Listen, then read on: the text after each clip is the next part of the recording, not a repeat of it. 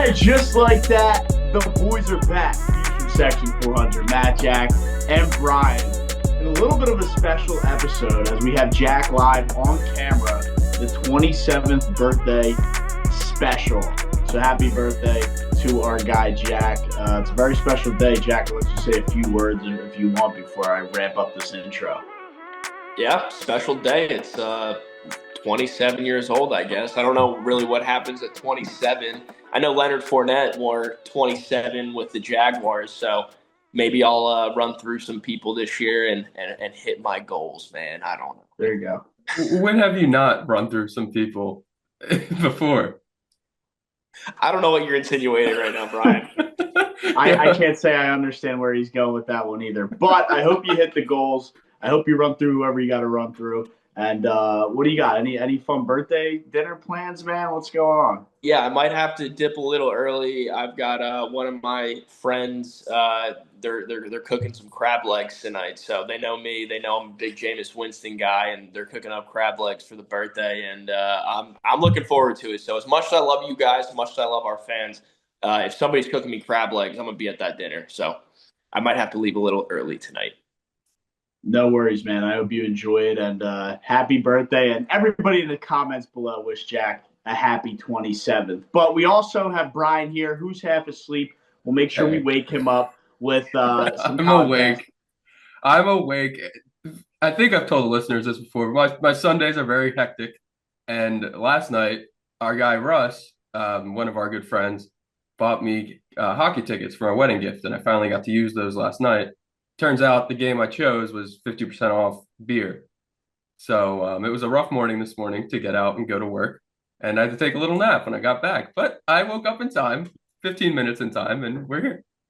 That's fine. I know it takes you a little bit. Shout out to Russ on the tickets, man. He was very on brand with the Section 400. Section 432, I think, to be precise. I think you got to see an Ovechkin goal as well, no?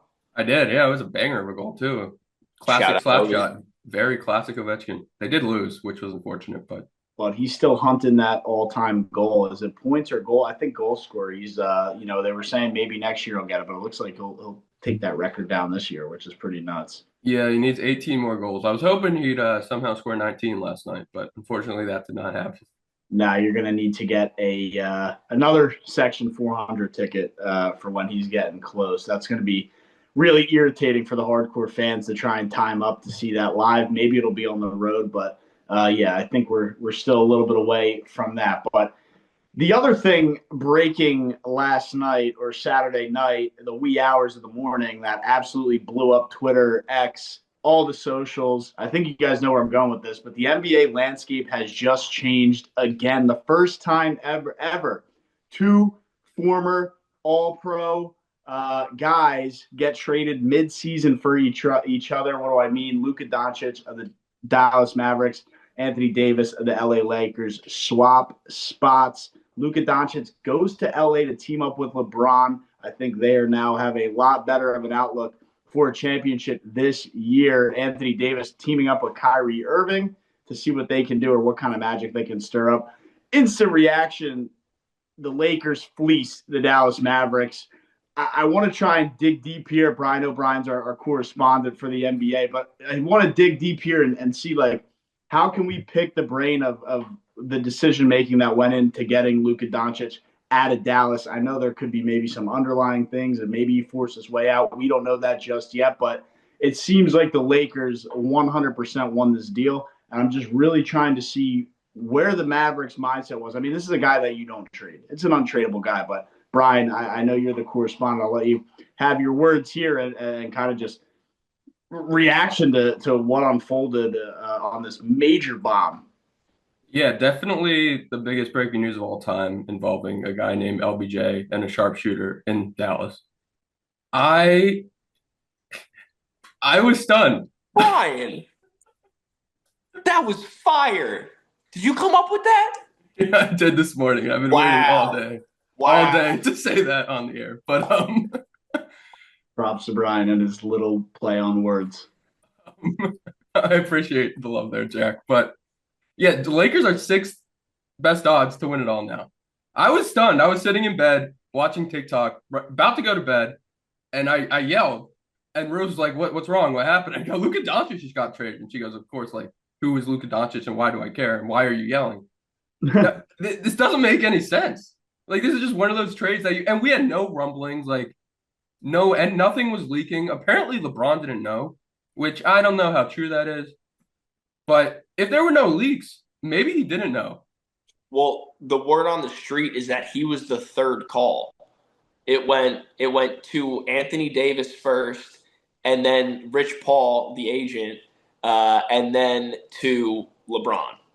So I find that hard to believe as well. I mean that LeBron doesn't have somehow a hand in anything that goes on with the Lakers, anything and everything that goes on with the Lakers. So I find that hard to believe too. But this is obviously, as you said, this is landscape changing. This is the biggest trade I think we've seen since I couldn't tell you. I couldn't tell you. Like trade, like this, like we've seen big free agent acquisitions, like LeBron choosing Miami and all that. But as far as a trade goes, especially mid-season, Matt, what did you say? This was the first time two first so team they All were Pros. both all pro guys last year. This is the first time ever. So kind of to what you're saying, we haven't seen this ever. And this is the first time ever. So there's nothing to relate this situation or trade to because it's never happened. These are two all-pro guys getting traded for each other. I know there's some couple of first-round pick in 5 years thrown in there and a couple maybe bench guys or Max Christie, average bench guys, whatever you want to call it. But the main thing is AD for Luka here. And it's two all-pro guys getting swapped mid-season. We've seen it before, just never mid-season like this. And, yeah, I mean, dude, what's the guy? 24 years old, already probably a top 3 player in the league. I just don't know where Dallas's thought process is on this is a guy who's supposed to be with a franchise for 20 years, win multiple titles, and there's never even a thought of trading him away. So something seems like it's going on below the skin. Well, I think I can make more sense out of this trade for Dallas than I can for Los Angeles. How? I think as far as, if the goal is to win championships, I think this makes more sense for Dallas. And I truly believe that. I look at the Lakers and I sit there and I say, what are you going to do with Luka and LeBron, who are two of the most ball dominant guys? LeBron doesn't need to have the ball in his hands. He's smart enough to not have it, but he does. He shoots he shoots a lot of balls nowadays. But for the Mavs, dude, I think this makes way more sense. They add another defensive star, another big man, and Kyrie can run that show. We've seen it before. He doesn't need Luka there. He can run the show. Don't let the liquor do too much talking here, though, Jack. This is Luka Dončić. I know it's your birthday. I'm not trying to get on you, but this is I understand where you're coming from, and I agree. Kyrie can run it. AD's there, but dude, Luka, this is like an untradeable guy. There's no way you can justify this. How they justified it. They were worried about the conditioning, which I think is objectively fair. He's been under scrutiny for his conditioning over the past 6 years. I shouldn't say 6. That's too many. But anyway, also, he's going to. I mean, the bubble one, they were mad in the bubble year about his conditioning. That was only 4 years ago. But also, he's going to be if he were to have stayed in Dallas, he would have been eligible for that supermax contract. And Matt, sorry to bring you into this, but they're looking at Joel Embiid right now, who's played less than, as you said the other day, less than 50% of his NBA games. They're going to pay Luka this huge amount of money, and then he's going to be hurt. He's not even going to be playing. That's the kind of thing that I think they were worried about, saying, let's go in a different direction. And, of course, LA is the place where, we're going to take one of the biggest stars in the game. It doesn't matter what it does to our team. And I get all that, but they were in the finals last year. They were there. I mean, injuries are not the goal is to get to the finals and win. So with Embiid, he's injured all the time and doesn't get to the finals. If Luka wants to play this injury game all year and still get to the finals, I think you have to be okay with that. So that's why, for me, it just makes no sense at all, especially because of that NBA Finals appearance. What? But Luka doesn't play defense. Like, let's keep that in mind too. That's also a Like, huge thing. Yeah. like he was an absolute defensive liability, and like, yeah, his scoring, like, you're not going to be able to replicate or like replace. I think is the right word. His scoring, even though AD can score the basketball, but AD brings the two-way defensive style. I mean, I could be wrong, but I'm pretty sure he's got a depoy. Um, You might have two. he might have two. Yeah, he's a defensive guy for Yeah, sure. so like you're gonna add him into the mix. Like the difference between Luka's defense and Anthony Davis's defense, just that I know, and they play different positions, but just that face value is a Yeah, huge swing. it's a Yeah, level up for sure. it's also we got to be careful. It's not like Anthony Davis is the poster boy for health. Health, yeah, Well, I that's was fair. just going to say that as well, Brian. I was like, this isn't like they're trading for a guy who plays 82 games every year. I mean, AD is like has his own health concerns. Yeah. So no defensive player of the year is he's got to have like 10 runner-ups.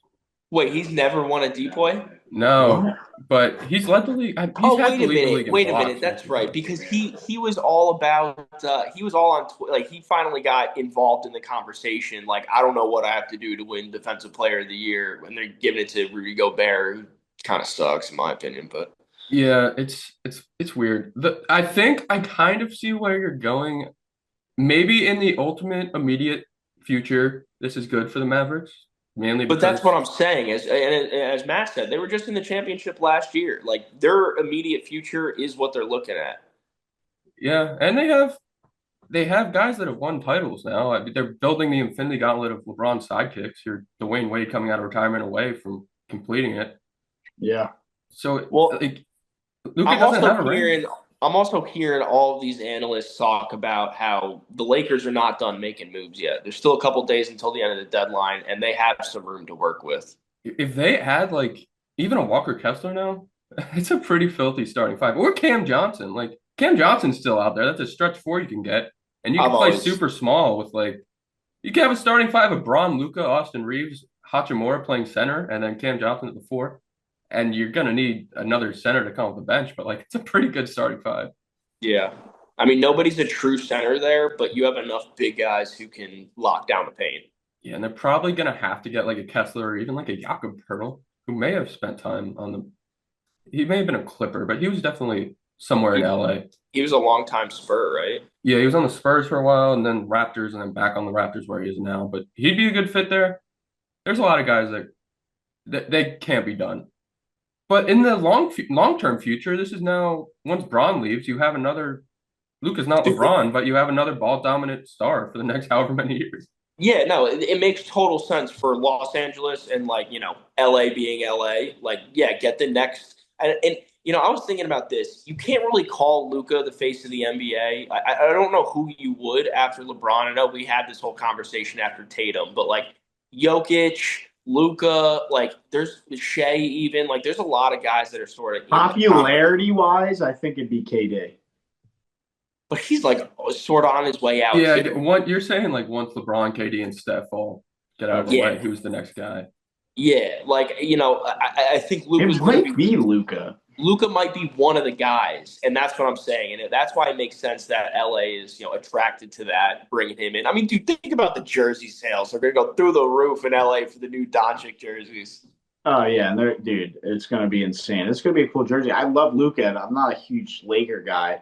Definitely not a huge LeBron guy. So I'm really was irritated to see that trade go down. I think near future, like I guess the Mavs get their two old vets who have experience. I every time I say a sentence, I then think of another thing because it's like, oh, the Mavs were just in the finals as well. So who won the trade? We won't know until maybe the rest of the season. Like if the Mavs win the finals this year, which doesn't seem likely regardless of who they got, like does that automatically give them the win on this trade? Well, We're not going to know. I think the quick answer is yes. I think like just because you're saying this right now, it's drawing similarities to the Stafford and Goff trade in the NFL. The Rams Right. won that trade immediately because they won the Super Bowl. But we look at where the Lions are now with Goff, and they're playing well. And I know this season didn't really work out for them, but they definitely have a bright future kind of thing. So I think that's kind of the similar situation. Like the Mavs, I believe, did get better in the short term. And if they can get a championship over the next few seasons with AD and Kyrie and the pieces they have there, I think that is going to be a win for them. If they don't, the win's gonna go to the Lakers because they have Luka for the next decade or whatever it is. Yeah, a long time. Yeah, you could have the Lakers give Luka eventually because he can't get one now, but eventually a super max, and then they never win anything. And you might say the Mavs won the trade if both teams don't win anything. But well, that's also like that. I think that's like that was the Mavs' fear. Like we don't want to give Luka a super max and then not win anything. yeah, So. I just know the Lakers social media team is chopping at the bit to get in the playoffs. They both drop 50, and you get a 77 plus 23 equals 100 graphic with LeBron and Luka on it. That's gonna do numbers. Maybe that's just something I'm thinking of, but yeah, and I know that's just you, brother. That's just you. I know there's like side deals and ads that they can get extra money from, but they were looking at the numbers. Luka's eligible for the Supermax at the end of the year. not anymore. What? Not anymore. Well, that's what if you let me talk, if about $120 million left on the table by leaving Dallas, his Supermax or not Supermax, sorry, whatever max contract he's now eligible for, I forget the numbers, but in Dallas it would have been like 364 million over 5. With LA, it's 229 over 5. So 117 or whatever odd million that's a lot of money. It's not Luka's call. Did he force his way out? We don't know those things, but that's a lot of money to get up and jump ship on. That's a lot of money left on the table. He's also going from no income tax in Texas to California income tax, which is going to get screwed on. Yeah. So his saving grace, he better get a ton of money in like ad deals and brand deals and sponsorships and all that kind of stuff. He definitely will. Yeah, but so Brian, we're talking like hundreds of thousands of dollars worth, or hundreds of millions of dollars worth. Yeah, there's got to be something worked out because, dude, that's 120 million leaving a supermax, which guys usually never do. I mean, that's a lot of money. But I think this is still so fresh and such a bomb of a trade. We've never seen it before in the NBA. So even though we're reacting to it and we know what's final right now, I think we still kind of have to let a couple days, maybe even a couple games go by until maybe some more news, rumors, or reports come out on kind of how this whole thing went down. Like, I really think it's just so fresh that, hey, this is what happened. Mavs are looking to win it this year, even though they made it to the finals with that team last year. It seems like there's something more underneath the surface than we know, because it, to me, makes no sense. And Jack, I know you're justifying the trade. I can't get there yet. To me, it still makes no sense. Yeah, I know Mark Cuban's not the majority owner anymore, but he must have lost a lot of money on crypto or something, because they had Luka, they had Brunson, and they had Porzingis, and now it's just Max Christie, Dinwiddie, Kyrie, and Anthony Davis.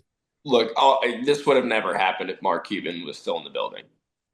He's still kind of there. He's just not. But you know what I mean. Like, if Mark Cuban was still the guy, this would have never happened. Yeah. So he's like not the main owner anymore? No, he sold a lot of his shares. Yeah, maybe a new direction. We see guys butcher teams all the time. And maybe that's what we see right here. But yeah, what we got is the deadline this Thursday, right? Thursday. So we'll probably have some stuff to maybe react to on the midweek show. But other than that, if this is some foreshadowing to what the deadline could be, we could be in for a huge hurricane, tornado, whatever you want to call of crazy moves. Because it seems like in the NBA, when one domino falls, something else happens. And maybe it is the Lakers again. Maybe the Sixers do something finally. The first thing I could think of was get Embiid out the door and try and recoup whatever you can. But nobody wants to take a shot on that. But we just saw, like, I would have given the Mavericks Embiid for Luka Dončić. Just the whole thing made no sense to me. But I have nothing else on this unless you guys got something else you want to jump in on. It seems like they didn't have the chance to give Embiid No way, Nobody knew 'cause this was brewing. yeah, the Mavs reached out to the Lakers, which might be the craziest part of it all. Yeah, I think that is the craziest part of it all. But Yeah, I heard Woj talking about two of the higher up executives in this business. Backdoor deals, got it done without anybody catching a whiff of it. How much you think he was probably like cringing just sitting on his phone because he definitely knew and he had to wait for Shams to tweet it because he retired. And he's like, I could have had this Woj bomb. I don't know what is it still a Shams bomb? I don't know what it is. I mean, dude, I think Woj left like on his high horse or with his head held high. I think he's like the GM of St. Bonaventure now of the men's Yep. basketball program. So I don't know that he was too mad about it. I don't think he was mad. I think he's just like, I wish I could break this news. This is so big. I Yeah, he can't do might have just anything. been like, He's getting adjusted. He'll wean I himself think off. he's good. Is there any other is there any other trades going on that we're hearing about that could be moving these guys around the NBA, or is this just all we're going to get? I kind of hope it just blows up now and they just start sending guys all over the place. There's some rumblings of De'Aaron Fox possibly going down to San Antonio to team up with Wemby. That could be something else that changes it up a little bit. But yeah, I guess the last thing for me on this, you know, who do you feel better about winning a championship this year and who actually is going to? Mavs or Lakers? I would definitely say the Mavs, and I think I've pled my case. I'm leaning Lakers on this one. I'm agreeing with you with the Lakers. Assuming Luka's not completely, allegedly he's 270 pounds and just out of shape. And if he's been out for the ankle, he's going to take a while to ramp up. But Luka and LeBron, I think that gives you a better shot than as much as I love Kyrie and AD. The calendar is flipped to 2025, and that means one thing. The sports action is heating up, and the best place to go to get tickets to playoff football, meaningful basketball games, and maybe some baseball soon is SeatGeek. SeatGeek is the official sponsor of the Views from Section 400 podcast. Whether you're going to watch some Auburn Tigers play at Neville Arena, best team in college basketball, if you want to see the Birds probably choke in the playoffs at the Link, or maybe you want to buy some early spring training tickets for the spring, SeatGeek is the best place to go. Their one-of-a-kind platform makes finding the best deals easy. Use our code VIEWSFROM400 at checkout for $20 off your first purchase. Again, that's code VIEWSFROM400 at checkout. You get $20 off your first purchase. That's a free beer and maybe some crab fries, maybe a hot dog on us. It's a great deal. Use our code. SeatGeek, your best night ever is waiting. Yeah, wild stuff there. But yeah, I mean that's kind of the NBA. I mean, if that's like I said, what we have, I wonder what this whole week and up to Thursday. I hope some more dominoes falls and we get to react to some crazy shit in the midweek show. But I know we start off the show red hot and then go to something that made me fall asleep. Made Brian fall asleep. We did have the Pro Bowl games today. It happens every year at this time, week before the Super Bowl. I turned it on, and no offense to the females, but it was female flag football, and that immediately got turned off because I don't even know how they justify putting female flag football as the Pro Bowl games.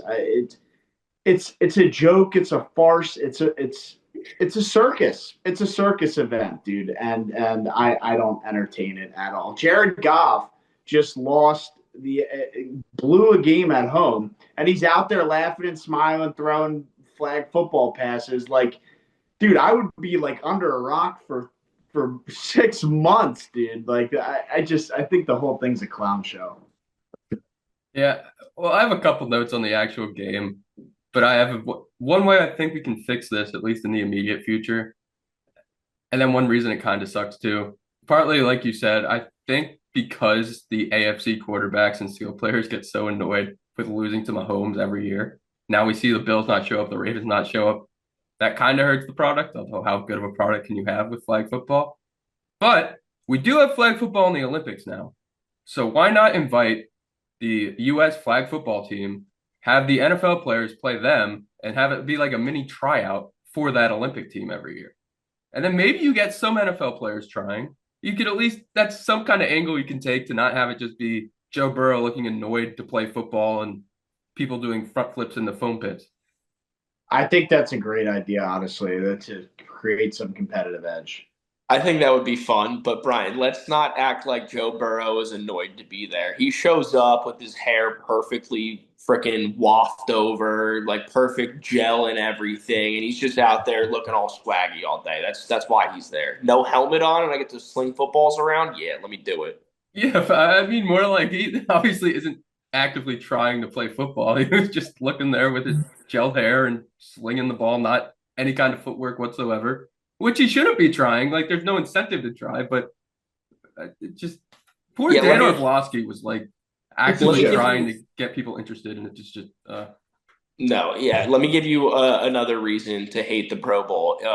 Just like NFL games, when something sick happens and you're like, "That was an amazing play," throw in the flag, 15 yards, redo the play. Whatever it is in flag football. They had a pick six. I forget who it was off the rip, but somebody had a pick six on Baker Mayfield and was like gonna make the AFC like start to come back in this game. It was Kyle Hamilton. Just picked it off, ran it back, nice and easy, and like actually made the game competitive with like 2 minutes and 30 seconds left or something like that. And then there's a flag, and they take away the touchdown. And it's like keep that. Like we can't even have fun stuff in this because the officials are going to ruin it. Like in the Pro Bowl. Like honestly, you want to make it better? Don't invite the officials next year. maybe maybe that's how they're getting the players ready for the Olympics. They're actually making sure they know the rules for flag football, which I'm gonna have to learn because there's a bunch of weird ones besides just normal flag guarding. But yeah, it was odd. Malik Neighbor scored a touchdown. Good for you, Brian. Yeah, good. I mean, who Highlight of cares? your But season. Brian, you said you had notes on the game. Was that what were the events that led up to this, right? Like I had the females were playing flag football. I don't know. I know they threw dodgeball in there. Was that at a different time? I don't know. And then was there just one flag football game that was the main game? I think when Jared Goff was out there and Joe Burrow was out there. Was that the main game? I th I think they did one on Thursday with they call it the Pro Bowl games now because it's all different. Yeah, it's like a But circuit. the score was 14-7 when the game started today. Yeah. But there's dodgeball. I think there was a mini flag football game. They had the Mickey Mouse gloves on with the receivers trying to catch passes. Like, dude, how is that not a circus? It How, is. like, advertise come to the NFL circus. Don't call it the Pro Bowl. Say, hey, NFL circus, here's your ticket. That's what it should be called. There's also a clip of Derek Stingley during that Mickey Mouse catch the ball competition where it looked like he dropped like I don't know if it was a pen or a pack of Zyn or what it was, but he dropped something and it looked like when he bent down to pick it up, he got hurt. And I don't think he did. But for a second there, Texans fans must have been really sweating that this guy almost just messed up his hamstring from trying to catch passes with Mickey Mouse gloves. And that's the thing to kind of tie it all back into your first point, Brian, of, oh, maybe the guys will try a little bit if you bring in the Olympics. Like, NFL is such a contact physical sport that, like, any little bit of dumbing it down or slowing it down or making it safer by doing flag football, it's going to destroy and ruin the product. So, as much as I love your idea, and I think it's a great idea to kind of conclude on that idea, is I just, the NFL, I don't think wants their guys trying and getting hurt. These guys don't want to try super hard and get hurt. And if you add that extra competitive edge by bringing in the Olympic guys, I think it's going to lead to more injuries on possibly both sides, but, the NFL side as well. So that would be where the NFL probably shuts that idea down. But I Yeah. think it's a That's great a, idea, and I'm all here for it. that's a good point. Yeah. That's definitely a buzzkill, but a fair point.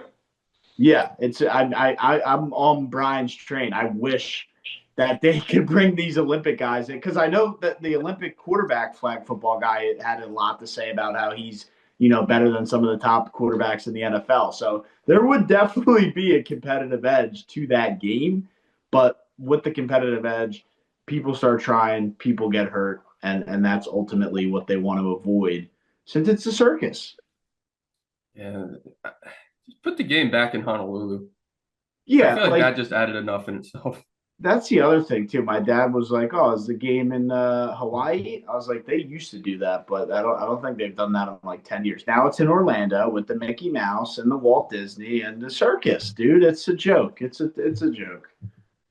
Yeah, I don't know. I think they're tearing down the stadium, but it went from Honolulu every year to Hawaii and then Orlando back and forth, and now it's just completely Orlando. Yeah, completely Orlando. Which you know, I got nothing on it, man. It's the NFL circus. That's what I'm calling it from here on out. Yeah, what the NFC won, right? I have no idea. I turned it off. Yes.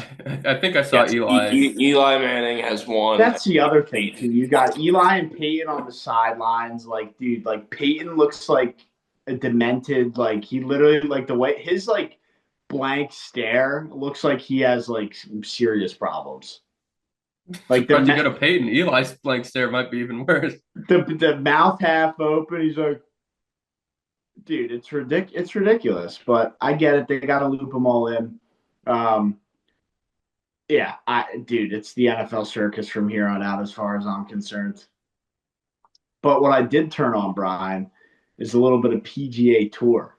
I don't know if we have time to jump into that or we can talk it out. But Rory McIlroy is back on the charge, and he won the AT&T Pebble Beach Pro-Am today. I don't know if you saw any of that. I caught some of the Thursday action, but yeah, Rory in non-major events, just always bet on him. He's gonna win it unless it's major. Well, last year his wife threatened divorce, so that's why he was horrible. And then he apparently didn't get divorced. He's still with her. Yeah, that was a crazy story. That was a wild story, man. Wasn't he was seeing one of the PGA reporters, right? I In don't know between what the that. deal was. She was threatening divorce. He was playing really bad golf. They ended up not getting it because he, I guess, had the upper hand on assets that she wasn't going to get. So she said, "All right, I'll relax with these claims because I don't want to get my easy life stripped from me."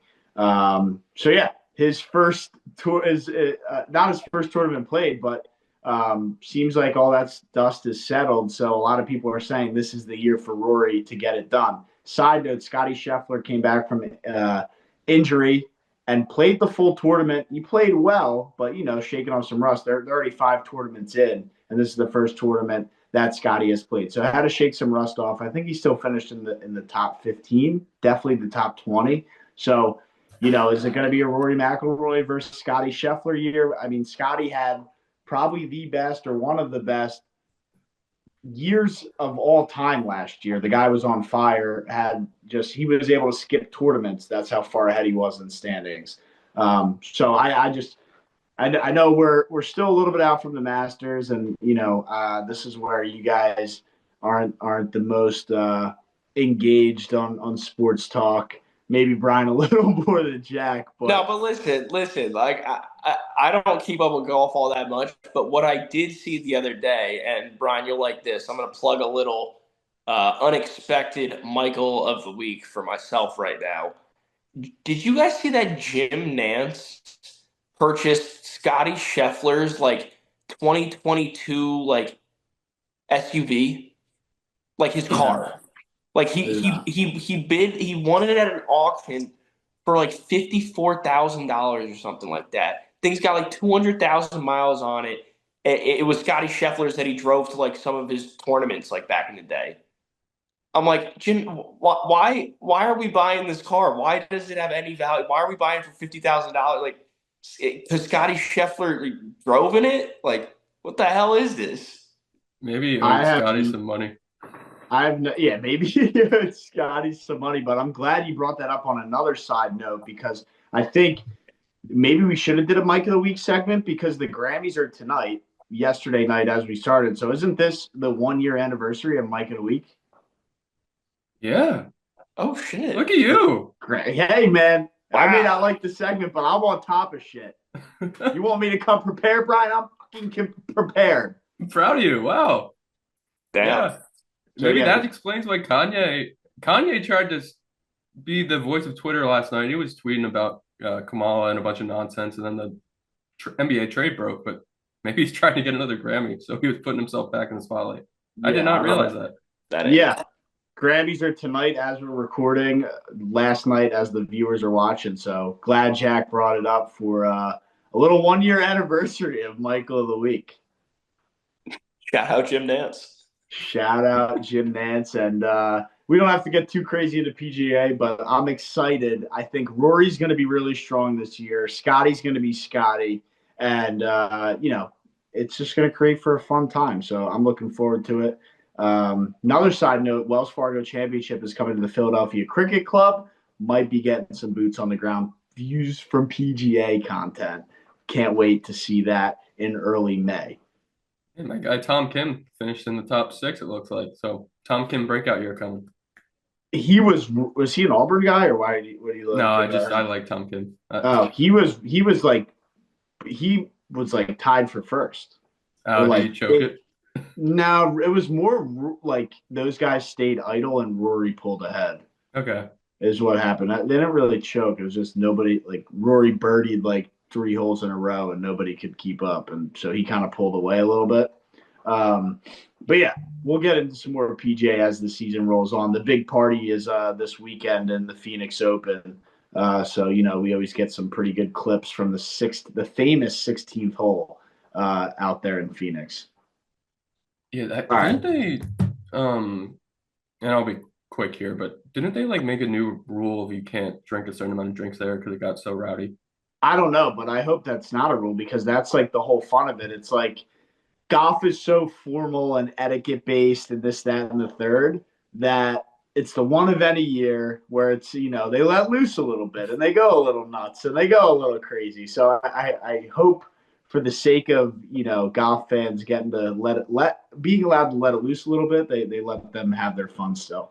Yeah, 2 years ago when the Super Bowl was in Phoenix, I remember seeing all the football fans there, and it was just a disaster. That was like wild because it's the same weekend as the Super Bowl every year in Phoenix. Super Bowl's in Phoenix, like that was nuts. Yeah, so it's time for a little bit of Super Bowl talk. I think we lost one. Brian, where did Jack go? He went to go eat some crab legs. It's his birthday. I'm gonna let him live life, have fun. He deserves it. It's been a long football season for us up in the nosebleeds. Yeah, I still got 1 week left to go, but yeah, happy birthday to Jack. Hopefully he enjoys his crab legs. There's nothing like, South, being in the South, eating some seafood. So that's probably going to be pretty good. I saw he was having a nice whiskey as well while we were recording. So that's going to be a fun night ahead for Mr. Jack. But speaking of a long football season, it is a long one, man. We go into mid-February just about. Or first week of February, whatever you want to call it, for the Super Bowl. And it so happens to be my team, the Philadelphia Eagles, playing in that said Super Bowl against the mammoth of Kansas City, Patrick Mahomes going for the three-peat. And, we've kind of already touched about it. We had our first instant reactions after the championship weekend. Now, we're a week in and a week out. I don't think I've changed. I'm confident. I'm optimistic.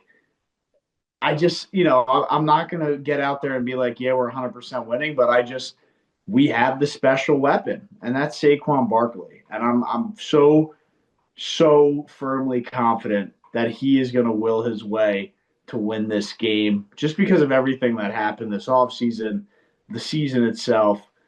Knock on wood, he's been staying healthy the entire year, and we now have one more game for all the glory.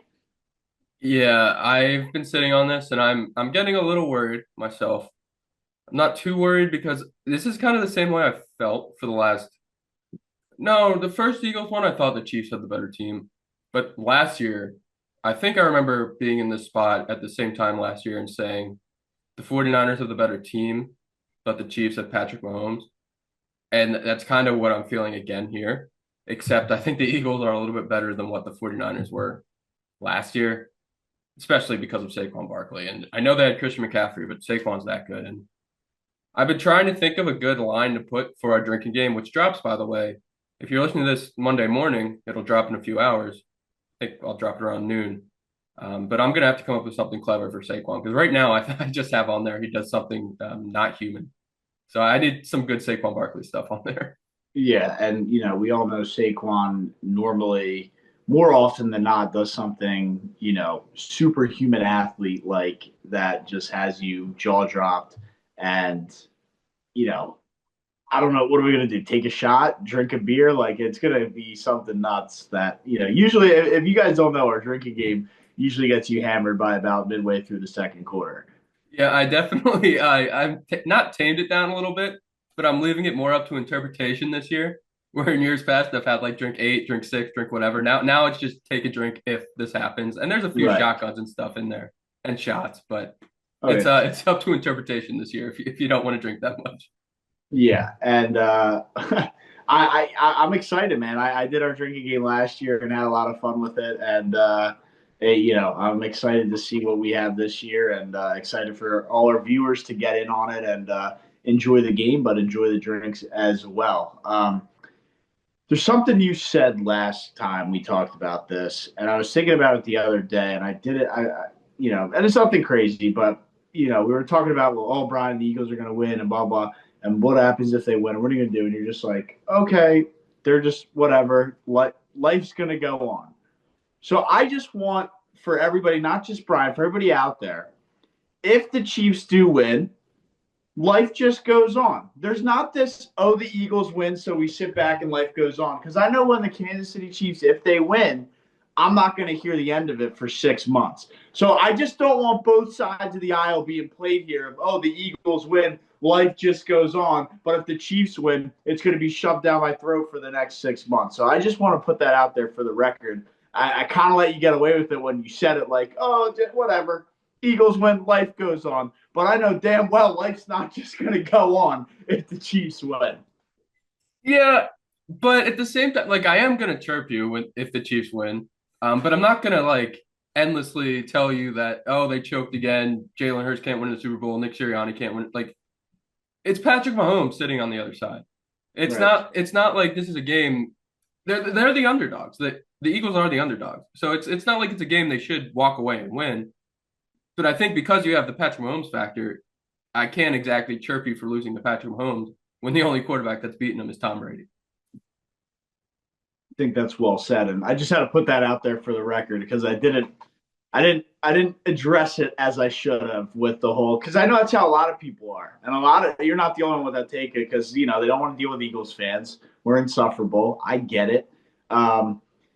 But yeah, it's if the Eagles win, everybody's just going to go in their shell. But if the Eagles lose, it's going to be mayhem. So I want that out there for the record. Let's not do both sides of the aisle here. And oh, the Eagles win, we're low. Oh, the Chiefs win, we're high. So just for the record there.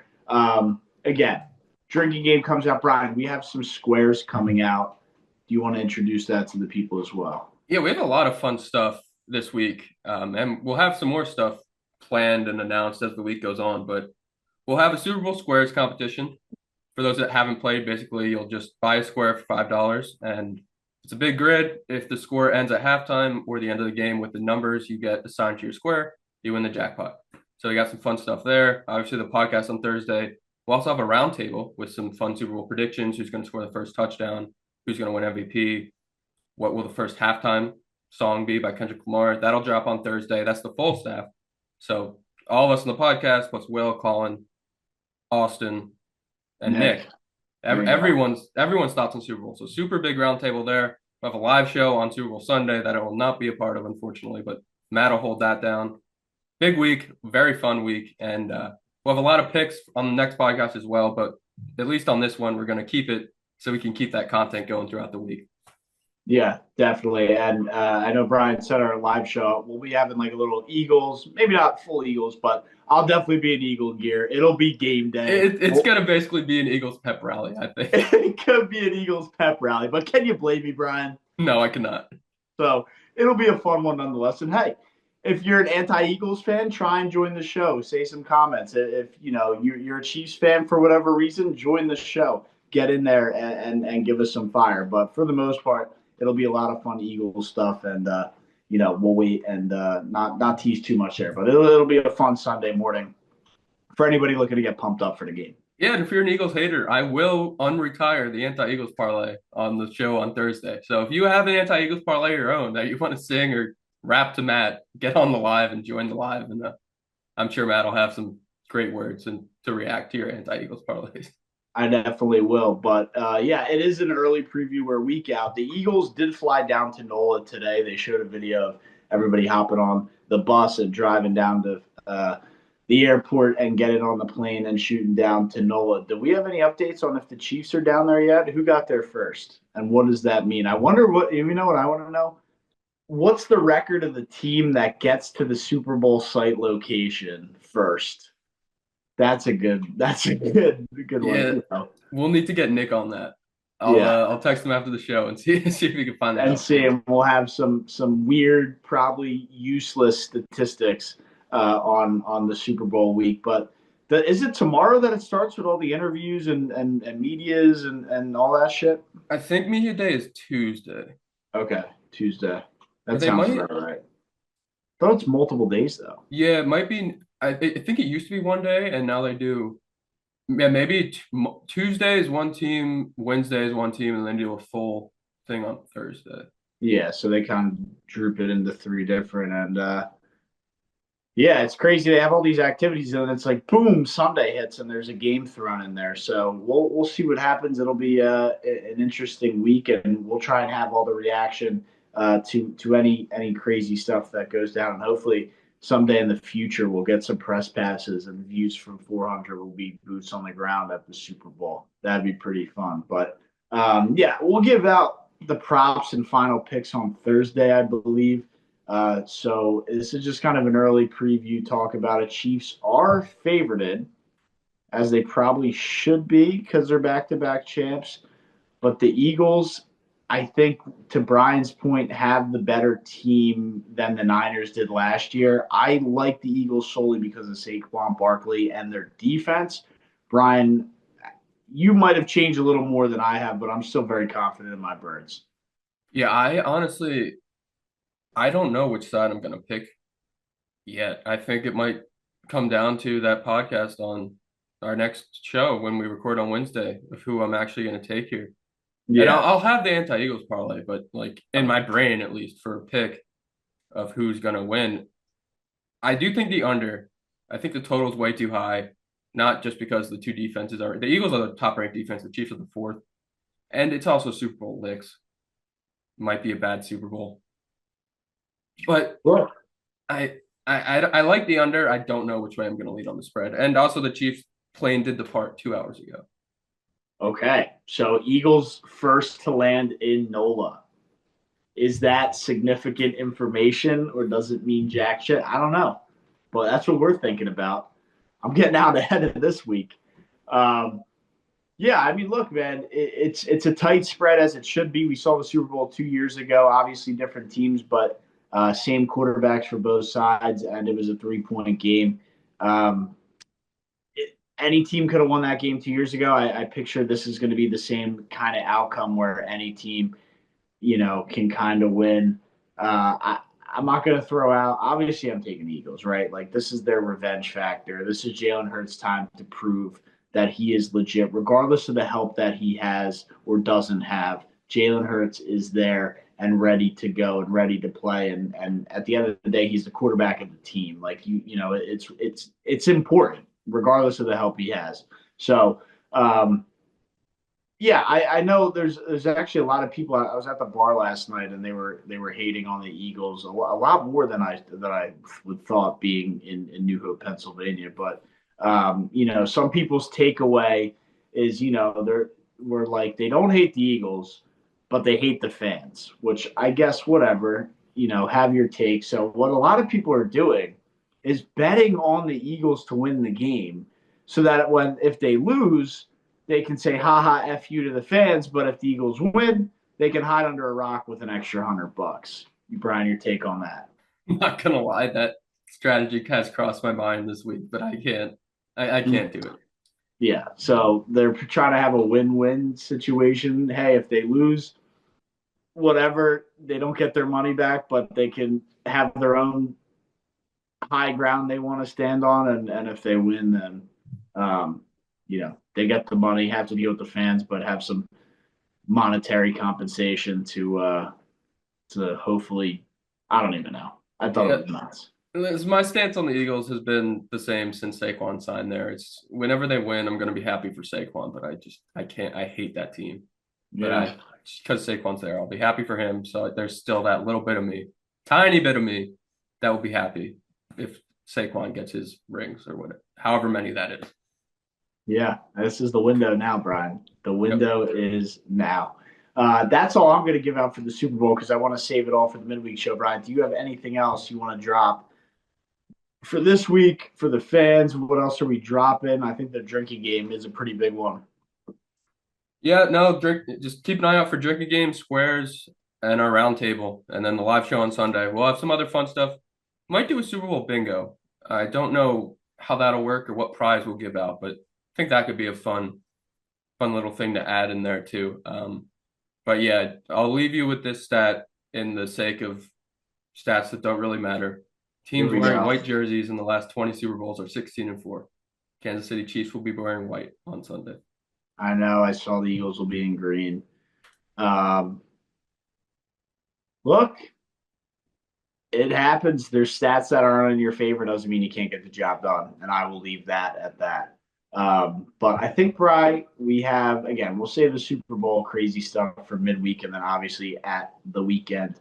But I want to talk a little bit of college basketball here because I think we have a little bit of time to dive into it. Your Auburn Tigers did get the win this weekend, if I'm not mistaken. Close game against Ole Miss, but they pulled away. Yeah, they won. It might have been the best game they've played this season. Ole Miss is a good team, and you got in my head early about them. So look, just getting ready for this game, I was like, oh, it's Ole Miss. It's on the road. I'm a little worried here. And they made it really tough on Auburn. Auburn had to make just under 50% of their threes. I forget what they ended at, but they played a really good game and they needed it to beat Ole Miss. I was looking at the BPI, the Basketball Power Index. What does that mean to you? Absolutely nothing. Why? It's the BPI, the FPI, it's ESPN's Auburn. Like I think they're 3 in BPI right now, but in football in the FPI they were ranked top 25 all year and they sucked. So I don't know Yeah, what well, that's what metric, I wanted to say because I think Auburn should be the number one, but they have Houston and Duke ahead of them. which doesn't make any sense because Houston just lost again to Texas Tech. Right. But then when you go to resume, Auburn and Alabama are the top two teams.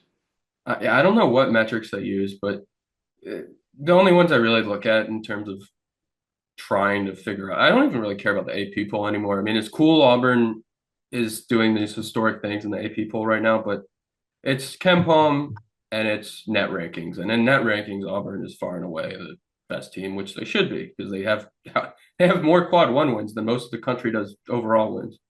Yeah, the tournament percentages right now based on to win it all percentages. They have Houston at 23.5%, and they are the outright favorite to win it all. So I don't know how they're coming up with these numbers, but they have a lot of analytics, AI, whatever you want to call it, that goes into creating these numbers. Houston, 23.5%. Duke at 20.6%. And all the way down at 15.7% is the Auburn Tigers. Seems like a pretty big drop off. Yeah, especially when you look at the odds to win it all and like the books that are actually trying to get an edge and make money. Auburn and Duke are far and away the favorites to at least make it to the Final Four too. Yeah, I don't know. These rankings love Houston. But what's interesting, so Houston 23.5% to win it all, Duke 20%, 20.6%, and Auburn 15.7%. It then is a massive drop off because you have the Tennessee Volunteers at 5.3%. So whatever, if you're betting and you want to go based on stats, maybe put $100 on Houston, $100 on Duke, and $100 on Auburn because those are the three outright teams that the analytics absolutely love right now. And it's March, anything can happen.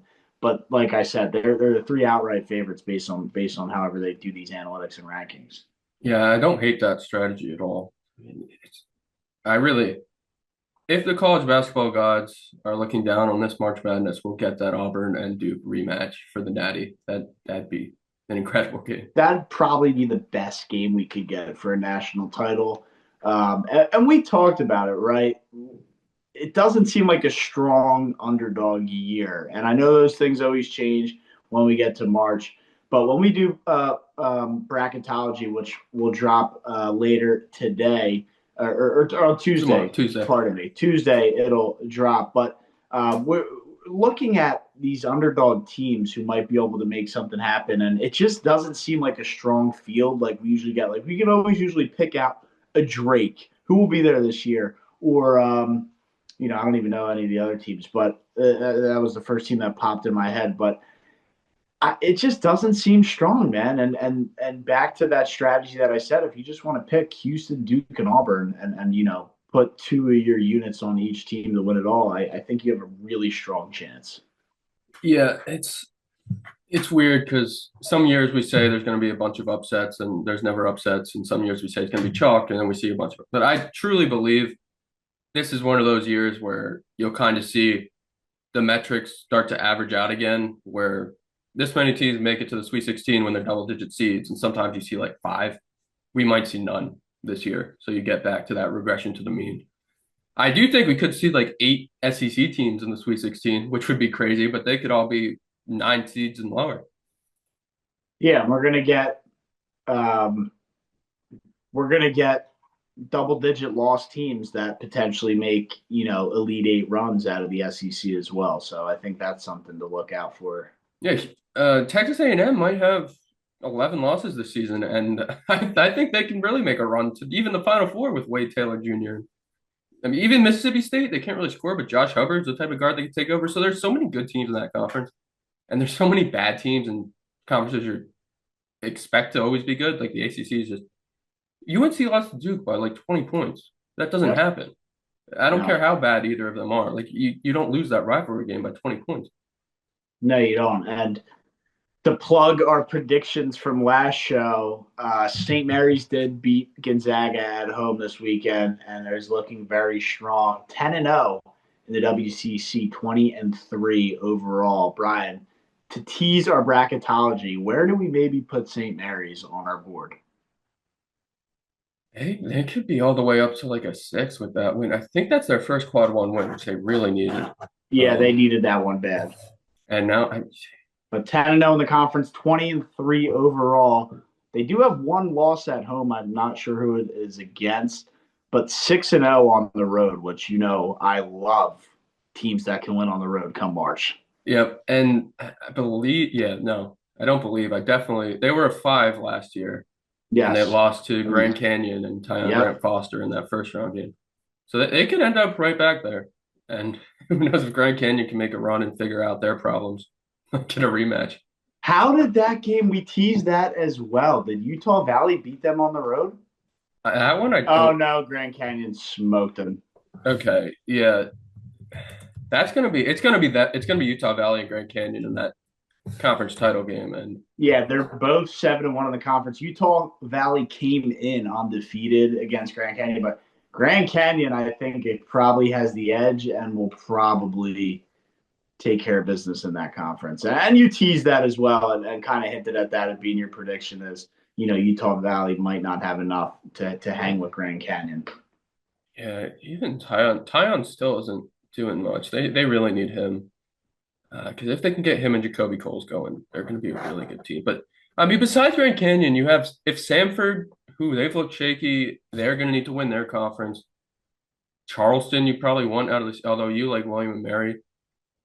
And then George Mason maybe in the A-10 would be like a 12 if they could win. And you could see KD Johnson back in March. But there's just not really that many strong mid-majors this year. No, there's not. And, we have Utah State in there. But New Mexico out of the Mountain West, they have at least a 1-game lead on Utah State. So that's something to keep an eye on. Yeah, New Mexico just took them down, so we're going to have to switch that up. Yeah, they're definitely going to have to get thrown in there, right? Yeah, and Donovan Dent's a star down in New Mexico too. And yeah. Still Richard Pitino. So that could be a fun, if St. John's can win the Big East, maybe you get that as like a 6-11 game. That could be a fun first round. I do want to talk about the CAA though, because there's I don't love Towson, even though they are 9-1 and at the top of the conference. But UNC, Wilmington, Charleston, and William and Mary, I think, are solid teams.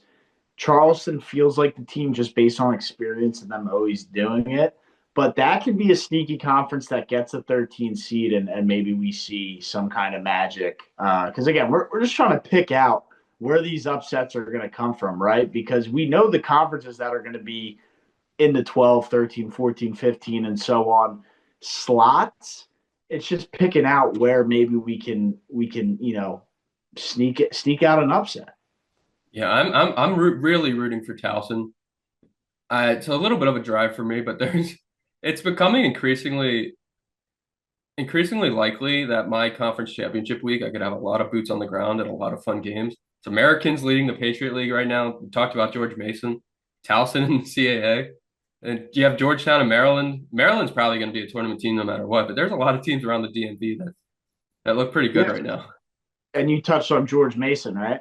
Yeah, they got KD Johnson. He's not a big part of their team, but I'm going to have to go to a game soon and probably wear some Auburn stuff. Yeah, George Mason, top of the Atlantic 10 right now. What was I going to say? Brian, we did our predictions in the beginning of the year, and I had Arkansas Little Rock. How are they faring out? I just had them as potentially a sleeper team. I think they've fallen off big time. I can't even find them here. I didn't see how they did on Saturday, but I believe going into their game they were 7-4 in the conference. So not great. Not great, but they could make a run. What conference are they even in? Oh, here we go. Ohio Valley. Yeah. Which Morehead State seems to have a handle on that. But you're absolutely right. They're right there at the top of the conference and can definitely make some noise. I'm getting worried about my sleeper team. I took St. Louis with the Indiana State guys coming in, and they haven't been able to get Robbie Avila. As we talked about, Luka Dončić was conditioning. Robbie does not look like he can run a full game in Power Conference. Is that the CAA? They're in the A10 now. Oh, they did move to the A10. Yeah, they just lost. I mean, they're there. It's George Mason George Mason's really good this year. Yep. Like they're a very solid team. So VCU is going to be there as well. Dayton not as deep as they've been in years past, so I don't know that we'll see them. We had Dayton as an at-large early on, and during Feast Week in the Maui, they look great, and they just haven't put it together. No, they haven't. Already 4 losses in the conference, which, to be fair, that conference kind of, gets a little weaker as you roll through the board there. So, our boys at Loyola Chicago, we haven't seen them since their coach left. But yeah, I'm trying to just see again where we can pick out like Akron 9-0 in the conference. They seem like they always make it out of the Mid-American. Is that the MAC? I know they had Ali there. I think he's gone now. I don't know who their star is now, but they're a good program. They just programs are they going to get it done? Yeah, I don't know that they are. Ollie's not there anymore. I really like Kent State. They played a decent game against Auburn. Okay, so Von Cameron Davis had 6 points against Akron. That's not the recipe for them to win. That's horrible. Yeah, they need him to be a star. I think he's averaging like 20 points. But if Kent State can make the tournament, I will probably bet them to cover in whatever 3-14, 2-15 game they're in. Are you still all in on the Sanford? Is it Bulldogs? Yep. Yeah. I love Buckyball. While that coach is there, I will take Sanford probably in my bracket every time, unless they run into just a great program in the first round. Of course, there. So looks like Grand Canyon, and again, we'll get all the Grand Canyon will get there. St. Mary's there. Arkansas State out of the Sun Belt. We had one more here where I think this team made the tournament since that huge run. But our boys down in Fort Myers, Florida Gulf Coast. Yeah, they're leading the conference. 8-2, and at the top of the conference, the Atlantic Sun. Will this be the first time since Dunk City? I want to say they made a brief cameo a couple years ago as like a 16 seed, and it did not go well. It didn't go well. but they play a completely different brand of basketball now. The Dunk City days are over, but anytime I can see them get in, I've got to root for them.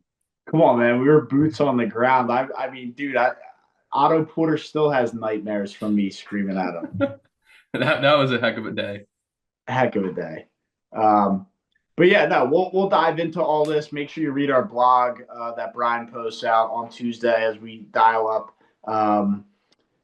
As we dial up the bracketology, it will definitely be dropping on Tuesday, like I said. Other than that, Brian, I don't know what else you have. I know we just did a little bit longer than maybe you would have liked on some college hoops, but it's really starting to ramp up. Yeah, I mean, we could sit here and talk college hoops for another 3 hours. This is what we love doing.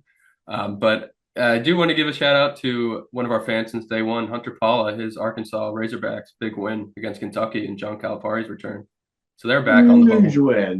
Huge win. Calipari, you could tell he loved that win. Yep. He loved that win. I know obviously he's going to, but you could tell it meant a little bit extra for him because he had that cocky, confident edge to him after the game that I don't think we've seen in a little while out of Coach Cal. No, I wrote about in the bracketology on last week that he's looking like he wants to retire, but after this game, I think that fire's a little bit back in his belly. And if we have the bracketology going on Tuesdays, if you want more college basketball content, the new guy Colin is coming out with his weekend preview every Friday night, and he updates the line sometimes on Saturday morning. But definitely check that out on the website as well. Yeah, good read there and a good way to kind of get prepared for the college hoops action before the weekend hits. So some good stuff there from our guy Colin. And college basketball, we're halfway through conference play now, just about, maybe a little bit more. I mean, we have the month of February and then it's March, and then we're counting down the days to Selection Sunday. So definitely tune into all our college basketball bracketology pre-weekend previews on the website. And we'll have you guys ready for March so that you guys can either, hit your bets in the round of 64 or win your groups of bracketology predictions. So I'm hyped up. This is my fun time of the year. Baseball corners right around the year. I'm fortunate enough to have my NFL team in the Super Bowl, and college basketball is ramping up as well as the golf season as well. So I'm excited. I'm ecstatic and looking forward to a fun couple of months coming up here. Yeah, just get me to spring training day one and bring Pete back. Yeah, that's all you got there. But that's all I got on Matt. Brian joining me. Jack out on the birthday. We wish him well, and I'll see you guys in the next one. I hope those crab legs weren't stolen.